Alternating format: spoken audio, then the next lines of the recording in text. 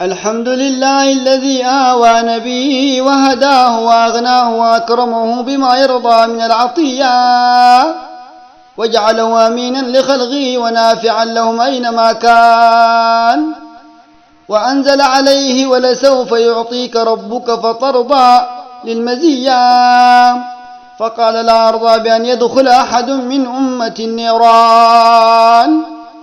وخرج بي جده مع أمه في السنة الرابعة لصلة أخواله الرحمية وزيارة قبر عبد الله والده بيثرب، فلاقوا منهم كل حنان. فلما عادوا توفيت أمه بالأبواء أو بمعلات مكة الشمالية، ودفنت بالحجون، فسبحان الباقي بعد فناء الأبوان. وحضنته بعدها أم أيمن بركة الحبشية جارية أبيه عبد الله، وخدمته بالروح والعينان، فلنتفكه بنذر من خوارغ آياته الإرهاصية، فإنهم ما زالوا يستسقون به الغمام، وتخصب بدعوته محول الجدبان. وقد أكرم الله أجداده به ولأجله في العصور الأولية بأن جعل منهم السقاية والرفادة لسغي الحجيج وأكل الضيفان، وجعلهم أفضل من أظلته السماء وأقلته البسيطة الأرضية، وأكرم من أغرى الوفود وأغنى الجيران. وقد سرى الجود في أعقابهم، فانظر لمكارم الجلالة الهاشمية، وأنجى له وحدث عن البحر المحيط وسيحون وجيحان.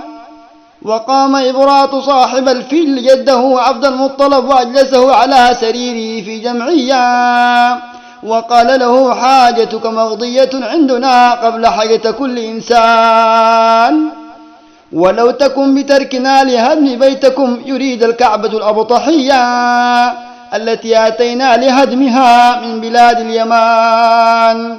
فقال للبيت رب يمنعه منك، وهو رب السماوات العلية، وأنا رب الإبل فردها له وكانت 200. وتعلق بأستار الكعبة ودعا الله فأرسل عليهم طيرا أبابيل فرمتهم بحجارة سجيلية، وصارت أموالهم غنيمة له فأنفقها في وجه الإحسان. ولقى عبد المطلب إثرة من عشيرته القومية، فنذر لئن ولد له 10 لينحرن أفضلهم لله قربان، فولدهم وقدم عبد الله ليذبحه، فعارضته الأمة القرشية فنحر عنه 100 بعير بعد أن تقاضوا معه إلى الكهان، وعارضوه في عبر ذمذم، وسافروا لكاهن الناحية العسفانية، فظمئوا حتى أياسوا من جميع مكان، فنبع الماء تحت أقدام جمله في المفارة الجبلية، فشربوا منه جميعا، فسلموا له في الأمر بغير كفران. فحفرها وأخرج منها 7 أسياف و7 أذراع من ركاد دفن الجاهلية، وغزالين عظيمين من الذهب مصنوعتان.